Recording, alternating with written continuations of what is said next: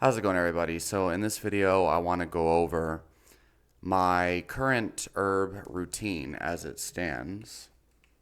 Let's get this damn camera. There we go. Plug it.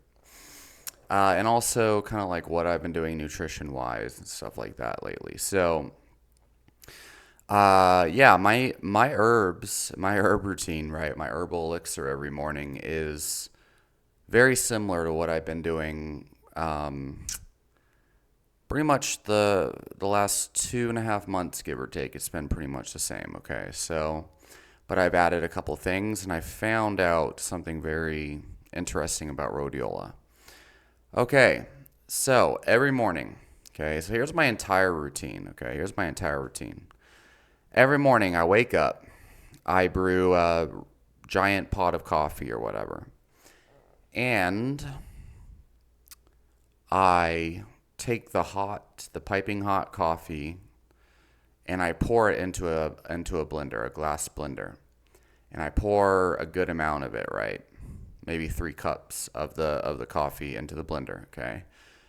And then I take American ginseng, about 2 teaspoons, okay? Measuring it out, 2 teaspoons of American ginseng raw powder, and a half a teaspoon of a 6-year-old Panax Asian red ginseng root powder, and I blend them together in the hot coffee. So I've talked about this before.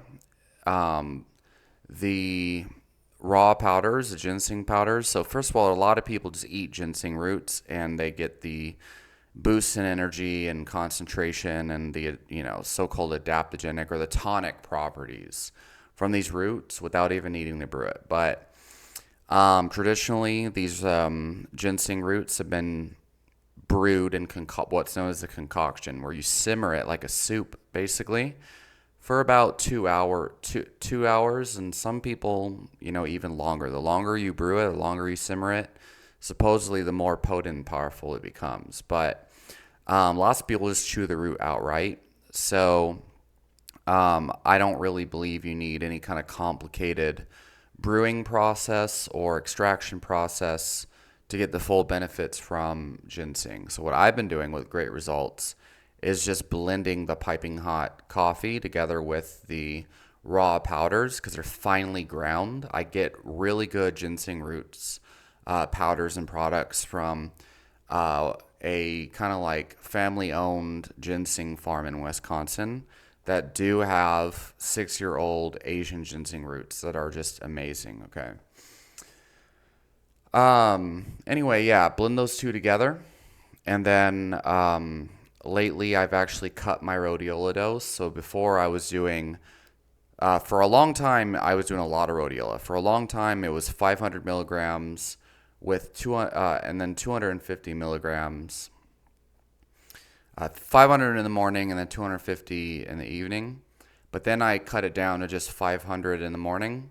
And then this past 6 months or so, I cut it down to 250 milligrams in the morning because I noticed after a while the high dose of rhodiola actually makes me feel kind of lethargic and numbs me a little bit, right? But now I'm only doing about 100 milligrams of rhodiola. And I get the NutriCost rhodiola powder so I can measure it out. It's just like the extract powder.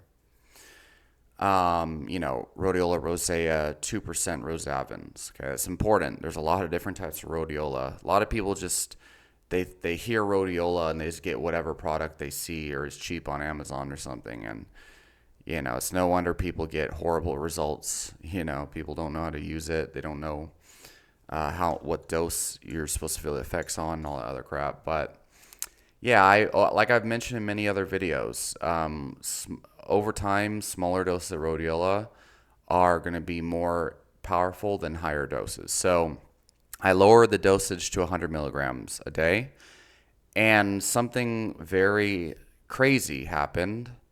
And I'm going to talk about that in a little bit, but there's a side effect of rhodiola that I've seen people talk about on forums, on like Reddit and whatnot. But a lot of people might not be aware of it, but I found a very profound effect. So I'm going to talk about that in a bit. But yeah, Lowering my rhodiola dose not only allows me to have even more energy now with a lower dose, but it has improved a side effect I wasn't sure it's being caused by rhodiola, so I'll talk about it in a bit. All right. And then, of course, I take a teaspoon of a cordyceps CS4 extract, sometimes 2 teaspoons. Okay. The greatest cordyceps extract that you can find is definitely Hyperion Herbs. Don't ever buy any other cordyceps, okay? Or any other brand of medicinal mushroom for that matter. Um, so that's my morning elixir, and then lately I've been blending like maybe 2 or 3 tablespoons of a really high grade honey. And this honey is solid at room temperature. And so I know how legit this honey is because even trying to blend it in coffee, it's very hard to dissolve in water. Okay, even hot water. So that's how you know you got really good, truly raw honey. Also, so this is another thing. Like, so many people they think of honey as just like pure sugar, which is crazy. Well, it's not crazy to me. It was crazy to me, or I understood. I used to think honey was basically just pure sugar too, until I had a really high grade honey, and you realize that you can only eat so much of it, believe it or not, without feeling repelled by the sweetness because of how freaking it's got this acidic, sweet taste that becomes very off-putting after a while of it. If you take 2 tablespoons just of pure of the real honey, for one, you might feel pretty freaking nauseous because it's pretty acidic, I guess you can say. Um, you're gonna need to dissolve that in something, dilute it in something, drink some water afterwards, or yeah, you're gonna feel really nauseous. But yeah, there's only so much honey that you can actually consume without, like, if it's really good stuff, without getting to a point where you're like, oh, I can't do anymore, right? Or you don't want to do anymore. So yeah. So anyway, a couple reasons why I've been doing this. I have noticed that. So I'll get to it in a second, okay? But I blend all that shit with honey, okay, with this really high grade honey. So that's when I wake up, okay. Then so lately I've been doing that, and then I might go and do my strength training or my weight training. So normally I would do that honey and all that and the freaking elixir or whatever coffee, and then I go and train jujitsu. I would train jujitsu for 1, maybe 2 hours, and then get my strength training in for another 1 to 2 hours. Okay, and then just go and train clients for anywhere from 4 to maybe 8 hours in the evening. These are my weekday schedule, right? Um, just depending on the day and the schedule and everything else I got going on. And then if I have time for in the nighttime, right, like whether it's 6 p.m., 7 p.m., or 8 p.m., I might go and do another jiu-jitsu session or go and do MMA or no-gi with someone else. So yeah, training jiu-jitsu during a good kind of season. Like right now, I haven't been able to train jiu-jitsu as much as I'd like to because I have my businesses going on in the background that consume the majority of my day. I'm usually working all day long, but I always manage to get strength training in because I don't have to follow a specific class schedule like you do with jiu-jitsu or MMA. Yeah, and when doing personal training, for example, or athletic coaching, you are on your feet the entire time, pacing back and forth, exerting a lot of energy, yelling at people, trying to motivate people, showing how to deadlift, how to power clean. So you're moving all day. You're still lifting weights while training other people. So you can think of it as basically that I'm working out all day long. If not working out, then walking back and forth on my feet, highly active. So, um, you know, what I'm doing right? And I feel amazing all day long. I feel like people, you know, oftentimes they comment on my energy, like, well, you got too much energy, or, well, give me some of what you're having. How do I have as much energy as you, right? And a big part of why I'm able to sustain this energy, um, part of it's that I'm a naturally very high energy person. That's how I like to be.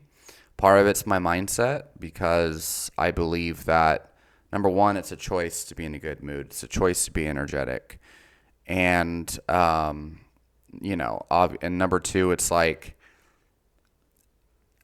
I don't want to get into that deep philosophy crap, but like, I don't see any reason why you wouldn't be in a good mood or strive to always feel good about life. But the big thing is my elixir in the morning and my diet program. I don't eat anything at all until I get home, which is usually around 9:30, sometimes 10 p.m. So I'm not eating anything at all until I get home way late at the nighttime. Okay. So yeah, wake up, drink that giant coffee elixir or whatever with the ginsengs and a little bit of rhodiola. Lately, I've actually been taking Mucuna in the morning too. That's something I forgot. And then I do what is it, like, the couple, the tablespoon or two of honey, right, in the morning. And I'm able to just like beast mode all freaking day. Okay. But yeah, so like lately I haven't been able to train jiu-jitsu as much as I'd like, but I'm going to be making that an every single day thing here very soon, okay? Where every single day I make it to a very specific jiu-jitsu class in the middle of my schedule, so that I can be 100% ready for the world championship. Well, it's not world championships, but technically, yeah. IBJJF Master Worlds. And I want to compete in 2024 at Master Worlds, but I want to, for sure, be set on winning it in 2025. So, yeah, it's a long ways away, but that's why you start the training now, right? Because it's interesting how great I do in tournaments with a very short phase of dedicated training. But the amount that I can accomplish with a long string of just training over time is pretty amazing. Like, when I'm out of shape, people think they have a hard time with me. But when I'm in shape, usually most people have no chance that are on my level, right? That are blue belts like me or whatever. But yeah, if I'm not in fighting shape, I don't know. I feel it's kind of sad, because some blue belts are able to get the upper hand on me. But when I'm in shape, no, not unless they've been doing grappling for a lot longer than me. But anyway, yeah, so a dedicated phase of training is very important. So yeah, but yeah, it's amazing how much energy I have, right? Lately, I've also added in Hyperion Herbs Reishi extract before bed. So I'll get to that here in a bit. Let me kind of start with the beginning of my stack. Yeah. So the ginseng, I've been taking the American ginseng and the Panax Asian ginseng pretty much every single day since like June 1st or something like that. So wait, no, since May 1st. Yeah, since May, the first week of May. So it's been almost 2 whole months now that I've been taking the American ginseng and the Panax red ginseng. Okay. I definitely feel like that has like the red Panax ginseng's increased my ability to just go and go and go every day, all day. I feel motivated and driven for life, and it's increased my training capacity tenfold. My aerobic capacity, my work capacity, my ability to train and do work throughout the entire day, I believe is mostly given to me from the red Panax ginseng. Because remember, it upgrades you on a baseline fundamental level and improves the adaptations you get from day to day. So when I go and I do a training, I train all week or whatever, normally I'd only get a certain amount of adaptation from each training session. The ginseng not only allows me to do more in the short term, but improves the adaptations my body gains from that week of training far beyond normal. So that it's not just the like I'm relying on an herb, but studies have shown months after taking ginseng, the positive adaptations and benefits you got are still there to a certain degree because it upgrades your body's ability to gain more from the training and the things that you do. You become stronger from your baseline body, your cells become stronger from the stress they're exposed to. Rather than something like caffeine where you only are able to get that boost when you take the caffeine because it's just making your body release neurotransmitters. These ginsengs and certain tonics and what they call adaptogens, what they do is they cause your actual body, your foundation, to get stronger over time. So you're upgrading your body's cells while you take these things. And then when you come off, sure, some of the boost is going to be gone, but your baseline is going to be way higher. So anyway, so the rhodiola, kind of cutting the dose of rhodiola down to 100 milligrams a day, what I found is that I have more energy now by slicing that dose again in half. This is what I've been telling people before. When you first start, you might need a high dose. But then over time, that high dose actually has an opposite effect and makes you more tired or lethargic because you need less, because it builds up in your system over time. So for me, slicing the dose down to 100 milligrams a day is I now feel the energy and stuff. So another crazy thing, I don't know if it's because, it built up in my system over time or if it's just rhodiola by itself. But I did notice when I cut the dose of rhodiola down to 100 and I noticed my libido became way higher. And let's just say the sensations during sex got dramatically higher. So I'm going to say that rhodiola, and I've seen people say that rhodiola like lowers their sex drive and their libido and stuff. And I have to say, like, I don't want to get too deep into detail, but let's just say some of those like supposed morning symptoms of high testosterone or whatever are there a lot more. Okay. And idiots, I'm just going to say it flat out, idiots, okay? Idiots who assume a mechanism, who are like obsessed with increasing their testosterone, but they don't have any testing done to find out what their testosterone levels even are. They'll assume automatically that whether they get morning wood or not is the defining factor in terms of their testosterone levels, when in reality there's millions of other potential causes, mostly neurochemical. So people hear me say what I say about rhodiola, right? And they're like, what do you say? Rhodiola lowers testosterone? Like, no, that's not what I'm saying. Most likely what happens is when you take too much rhodiola, for whatever reason, it causes more serotonin-like compounds to be expressed. But if you take the right dose, there's probably going to be more noradrenaline and dopamine modulating properties. So, yeah, it's not that it has anything to do with testosterone per se, even though there's an indirect kind of correlation with serotonin and testosterone. But, hormones are only one side of libido. The other side is during any given moment, if you have more adrenaline and cortisol going, that's going to divert your body's energy resources towards fight or flight rather than sex, right? If you have more serotonin going, it's going to make you feel more kind of like complacent and not want to have sex or whatever on a neurochemical level. If you have more dopamine going, it's going to want to make you chase more. Well, this is kind of hypothetical. This isn't factual, but make you want to chase more sex, make you want to have more sex, make you more engage in more sexual behaviors. Okay. So, and then there's I guess, would you call it an inverse relationship between prolactin and dopamine? So, and I'd say there's also an inverse relationship between dopamine and serotonin to some degree. So what that means is more dopamine, less prolactin, maybe more testosterone or sex drive, sure.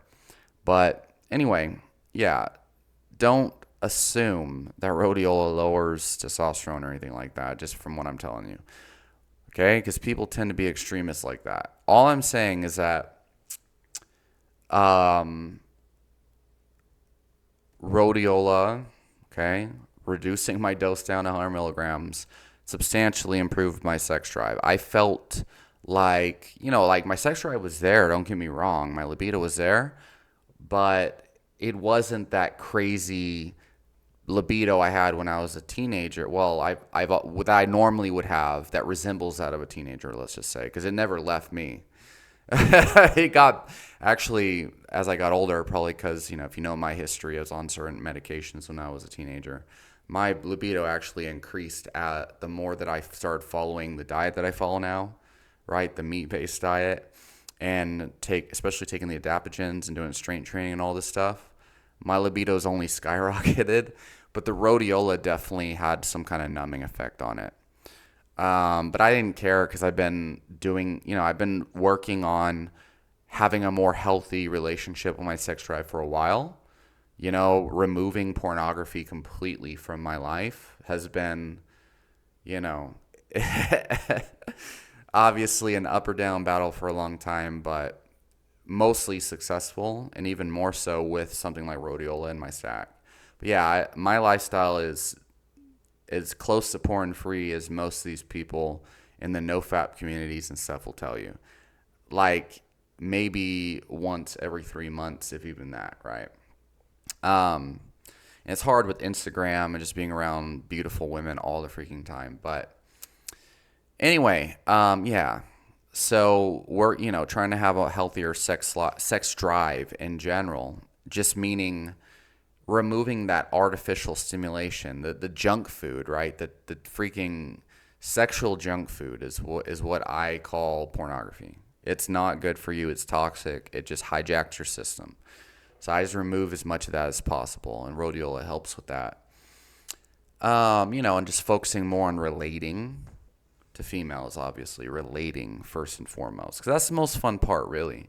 It's getting to know the inner world of other people overall. Which actually, eventually, is what sparks the flames of arousal. But anyway. So where was I going with that? So yeah, anyway. Yeah, so I've been telling people this for years now. People are like, "Oh, I take rhodiola and it makes me feel like crap. I just don't take it." Some people it's just psychosomatic, but for most people, you just gotta lower the dose and find the right dose, right? It's funny. There, I don't want to go down that rabbit hole, but yeah. So let's see. Hey, some people nocebo themselves. Yeah.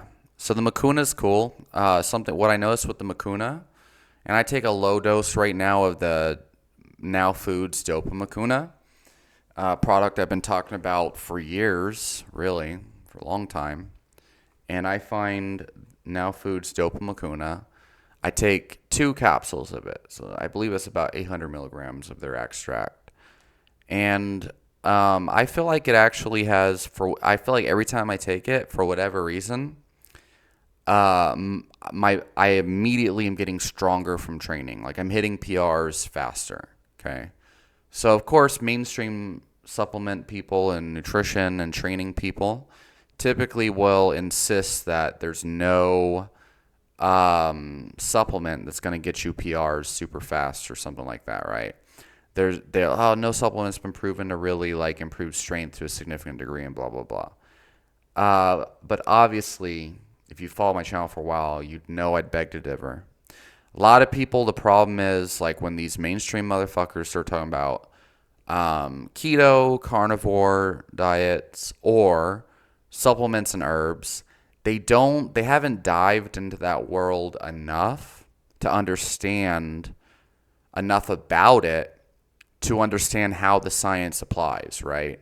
So, for example, with supplements, especially things like ginseng, let's just say, these studies, they have to be, so usually these studies can only be done for like, they're like 2 week intervention trials, right? Well, if you know anything about supposed adaptogens or tonic herbs, you'll know that their real effects usually take place for like 8 weeks into taking it. Because it's not so much about the short-term gain you get from the ginseng or whatever, or rhodiola even. It's about the long-term benefits on adaptation to stress that you get. It's supposed to build your body up over time. It's the same way that you shouldn't expect major improvements from a 4 week training program. It takes time for these things to change your body, right? And it's the adaptations your body makes to the tonic herbs or to the training program or to the diet program, with ketogenic diets. Anyone who's actually really looked into ketogenic diets enough and who has tried it, like me, I competed in jiu-jitsu and Muay Thai on a carnivore keto diet with little to no carbs, except for jiu-jitsu. I had some honey before training. Muay Thai, I was completely carnivore and I did great. But it takes like 8 weeks before, because your body has to go through all these adaptation processes. You've been eating carbs your entire life, and you expect 2 to 4 weeks. In 2 to 4 weeks, your body's just going to be able to, start to make its own glucose and live on ketones and crap like that. That's not how it works, man. Your body starts to try to actually produce its own glucose from the fatty acids you're consuming, from your adipose tissue, and then other non-dietary carbohydrate substrates, right? The Cori cycle and pyruvate and things like that. So, but people don't even know that your body can still produce glucose when you stop eating carbs, which is hilarious because you just die. But again, like my point here is like studies on these herbs, and they're like, oh, there are no supplements out there that are likely to give you any improvement in your results. Anyone who says that there is, they're just scam artists. That's just an ignorant statement to make. Even though, yeah, it's for the most part, most people, there's a lot of charlatans out there that just want to sell you shit, right? And they make outrageous claims that aren't validated by research. That's true. But to say that there's none out there, and if anyone who says that there are, they're scam artists, that's just an extremist claim that's not true. And it displays an ignorance as to how these herbs need to be studied for them to be proven effective in research. And the same thing goes with keto diets, and then carnivore diets too. It's like people. If you're trying to do keto or carnivore for fat loss or weight loss, like, yeah, it might help. I mean, it's got some unique benefits there for satiation and stuff, but its main benefits, it doesn't transcend calories in versus calories out. Its main benefits have to do with, things like autoimmune conditions and such, right? So, anyway, I'm going off topic, but yeah. So where was I going with that? Yeah. So anyway, yeah, and then you got these people in keto and carnivore land who make claims that aren't grounded in research, and try to act like you don't need to like cut excess energy on a carnivore diet because calories suddenly don't matter or whatever. Whether you call it calories or energy, that's not the point, right? And they just give more fuel to these mainstream fuckers, right? That I happen to be good friends with, by the way. A lot of my best friends are evidence-based practitioners, and some of them are social media superstars that, make a living off of debunking things like keto. So, all right, where was I going with this though? Yeah. So anyway, I have found Mucuna pruriens and ginseng, Panax red ginseng specifically, but I think American ginseng plays a vital role in the balancing effects and improving relaxation and recovery. Panax red ginseng allows you to get away with a lot more stress and improve adaptations from that stress, whereas American ginseng, I think, allows you to recover a lot more from that stress and ground yourself and relax and reduce stress overall. Mucuna, I don't know what it's doing exactly. I've heard some people claim that Mucuna increases human growth hormone.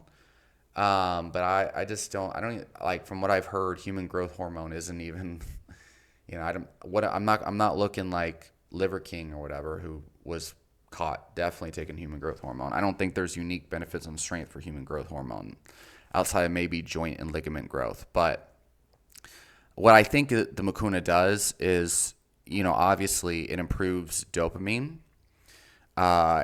It provides a direct precursor, L-DOPA. I've made videos before talking about dopamine precursors having unique properties for offsetting training-induced fatigue. What I think Mucuna is doing is not only is it reducing training-induced fatigue, which is modulated from serotonin, but it is, because there's an increase in dopamine, it's probably offsetting prolactin and lowering prolactin. So that's allowing the sex drive to improve, obviously, but also most likely having an indirect on improving maybe testosterone. I don't know. All I know is I definitely feel a lot more like motivated, driven, like you would expect from Mucuna. But my numbers have been going up. My PRs have been coming faster. I'm able to hit over 90% of my run rep max on all my lifts more consistently. So, yeah, Mucuna, every time I take it, I start hitting rep PRs. One rep max is like improve, all sorts of things. So, yeah, so there's that. Next thing on the things that I've changed. Oh, yeah, and I can, so when I get home, right, when I do finally eat my 1 meal a day or whatever, it's, 2 pounds of meat, sometimes a pound of meat and like a dozen eggs. I've been doing a lot more cheese lately because my intolerance to dairy seemed to completely resolve. I'll talk more about that some other time.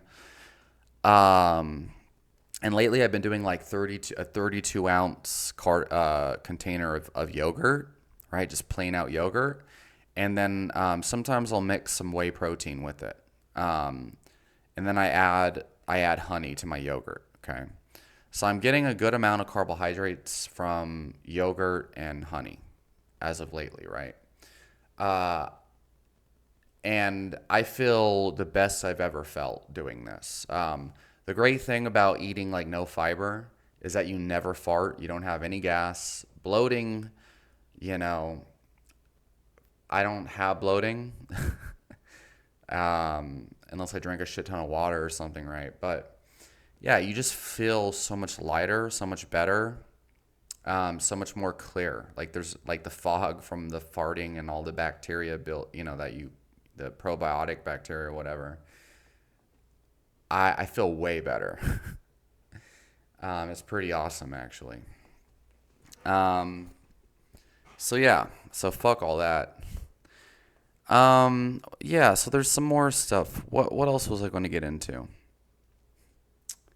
Oh yeah, I'm taking Hyperion Herbs Reishi, right?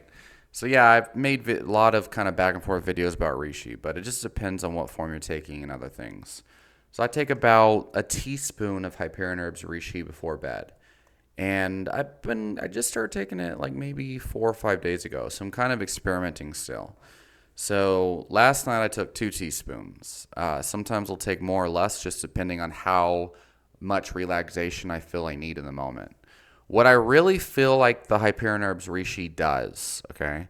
And again, if you're fucking around with some low-grade Reishi or something else, a name like I don't want to say any name brands, but do yourself a favor and try Hyperion Herbs Reishi first, okay?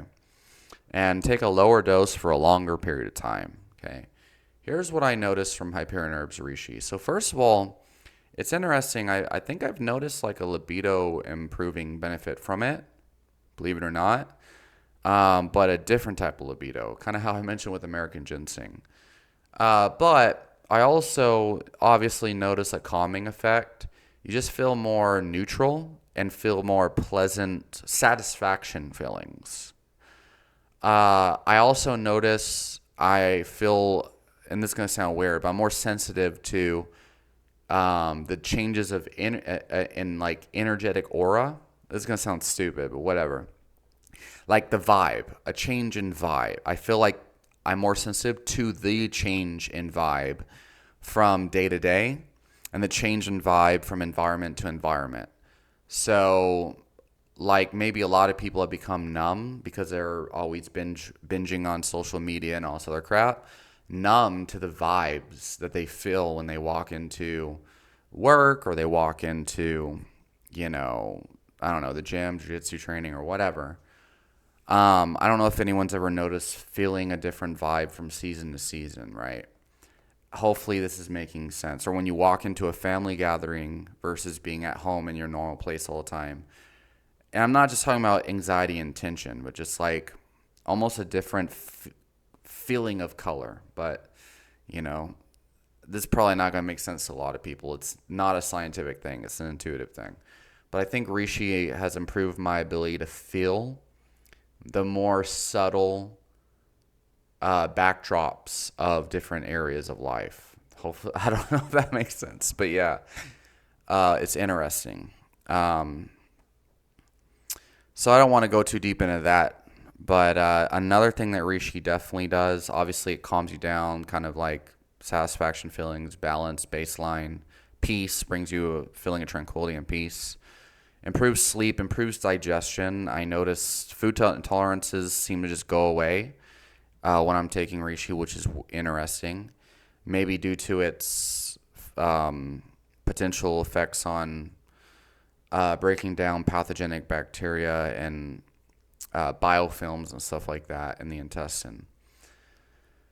But the big thing is it seems to have it helps my subconscious mind maybe see what are the next logical steps I need to take next. Where do I need to go next in life? It gives me a subtle nudge towards more beneficial choices and decisions and actions to take in my life. Okay, so a lot of people, they're looking for some like a nootropic to improve motivation that gives them a kick in the ass to go, get pumped up to go work or to go do sales and stuff, right? Like, which I like, and that's what I take. Those are the herbs I go for when I'm competing and, I'm in a fight camp for competition or something. But, reishi, it kind of, I notice when I'm taking it, and I don't know if it is a reishi, right? Because it's not as noticeable immediately. I notice I have a lot more inspired inspired ideas that come up. I'm more inclined to take actions I otherwise would not have, right? Like some examples, going back to college, having organizing my apartment and cleaning up areas of my apartment and changing things around that I've been wanting to do for a long time, just never got around to. Even creating video content, for YouTube. It's like I usually am super busy, can't find time on my schedule, but Rishi somehow shines a light on time. It's not even shining a light. It's just like, it gets me to get up and go and do these things when I do have time, which is weird. But it's not a kick in the ass. It's not like, you take a freaking upper and it's like, I got to go do this, right? Like ginseng and Mucuna will do that for exercise and training, right? And it helps you see what you want in life and it helps you go after it, right? People who have had depression or whatever, a lot of times depression, these low-grade feelings, They're there because there's something in your life you need to sort out.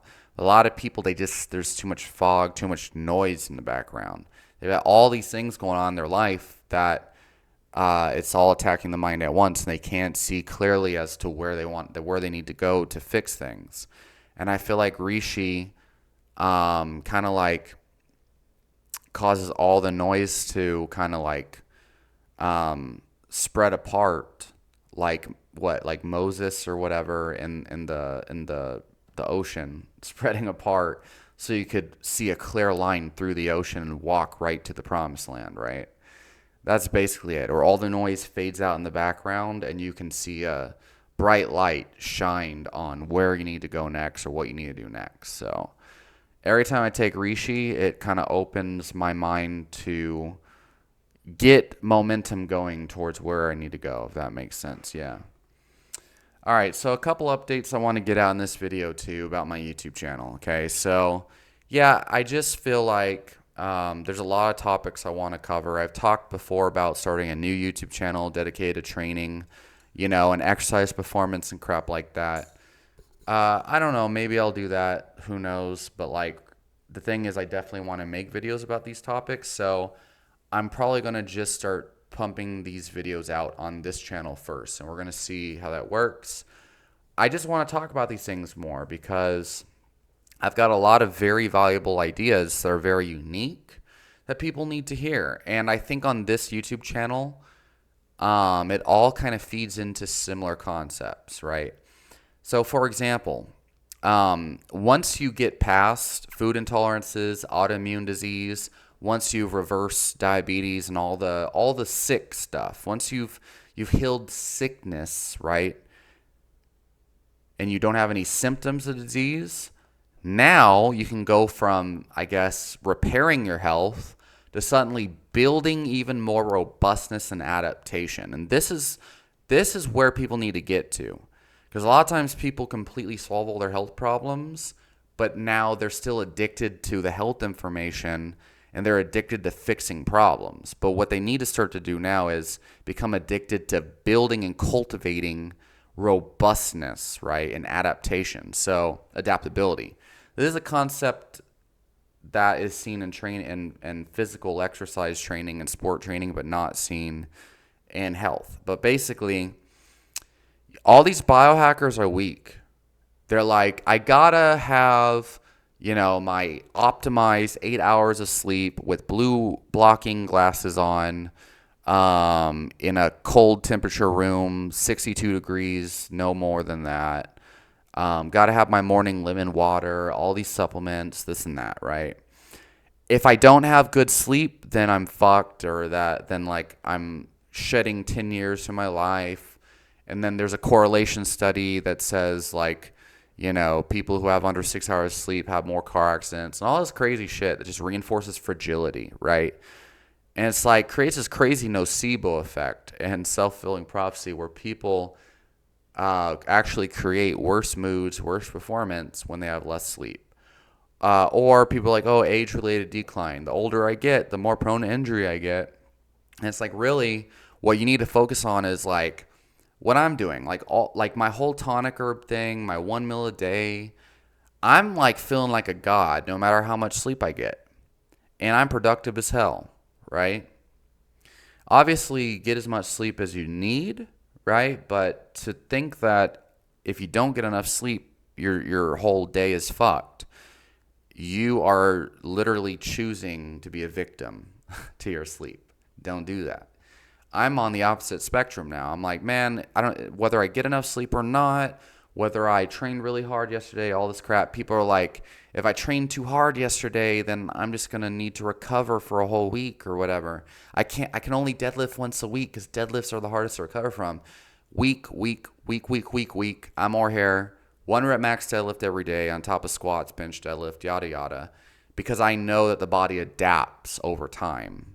And deadlifts are not some magical exercise that are beyond the body's ability to adapt. It is a physiological fact that your body adapts to prevent itself from dying from the stressors, right? Anyway, what I'm trying to get at is like, yeah, that's some of the stuff I want to talk about is adaptation versus fragility, recovery versus adaptation, and really just how, like, what real health really is. There's the victimhood. I'm a victim to stress in life. I'm a victim to low sleep. I'm a victim to whatever, right?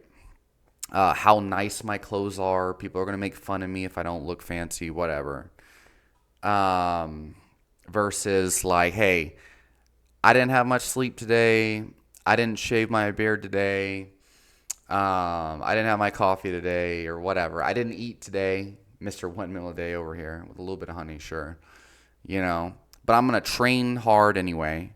I'm going to freaking just blow my cells out of the water today and do amazing at work. You know what I mean? I'm going to handle every situation today like a boss as best as I can, regardless of all the sleep issues and all other crap, because, you know, I can adapt and I will do better regardless. But what do most people think throughout the day? Like, oh shit, like, you know, my knees hurt, I'm too old, or my knees hurt because I deadlifted yesterday. Or whatever else. Like, oh, like, you know, I feel like crap today because I'm tired and this traffic jam that I'm in and all this other crap. So anyway, yeah, it's like, I want to actually teach people what real fucking health is because of all the biohacking bullshit that's out there that's teaching people that they're fragile. You need 30 different supplements and all this other crap. Anyway, most of the people that need to hear this the most probably didn't watch this whole video. It's crazy. This is don't even get me started on this. Fucking disgusting. Like, people, they'll they'll put a comment on a video where I explain to them like, hey, you don't need any vitamin supplements unless you're diagnosed with a deficiency. And then they'll leave a comment on that same fucking video asking me, hey, Wolfgang, I'm taking this cocktail of 30 different vitamins and minerals. What is your opinion on it? I'm like, motherfucker, did you watch this video? Because I answered your question. Like, no, I kind of skipped through the video a little bit. I watched some of it. Like, what? Anyway. All right. Hopefully this video is valuable to y'all. Let me know in the comments if this video is valuable. If you don't like the video, okay, if you don't press the like button, then I won't know that, hey, I should make more of this. If you don't comment, I won't know that I should make more. That's another topic I want to make a video about, is how people, like, so social anxiety is an illusion. The more you stop yourself from, you know, socializing, the less social people will be towards you. You know, people think like, oh, like, I don't want to say the wrong thing, or I want to portray this image that I'm like cool, so I don't want to talk too much to them. I don't want to comment too much to them. All you're doing is ruining your natural flow, ruining the potential compatibility you might have with somebody. You know, like, there's a lot of really amazing people out there that just have trouble connecting because they're scared of being seen differently than they want to be seen. And that's fragile. And it's just preventing you from really connecting with people. So, you know, oh no, I got to read the Robert Greene 48 Laws of Power and, like, you know, gotta have all this power and, you know, whatever else bullshit. I got to be seen as an alpha male. Like, dude, no one cares. No one cares. Legitimately, no one cares. People only care about you when you start to show that you care about them. Whoa. Groundbreaking. But like, no, I gotta, like, play hard to get and pretend to be better than I am so that they worship me and value me and see me as high value. They see me as alpha. Like, that's so stupid. So stupid, brah. Okay? If there's something interesting to you that I fucking said in this video, fucking comment. Let's talk. Right? You know what I mean? Like, people are funny. Like, you're gonna die one day. And you're worried about this stupid shit and you're literally stopping yourself from having great connections with people because you're hypnotized by a bunch of mental chatter that means nothing and is just stupid. Just fucking stupid. Nah, brah. Like, nah, I'm a tactical, philosophical ninja. Ooh, no, you're not. You're not. Okay. It's just gratifying to the ego. All right. I'm done ranting. I have got to get my day started. All right.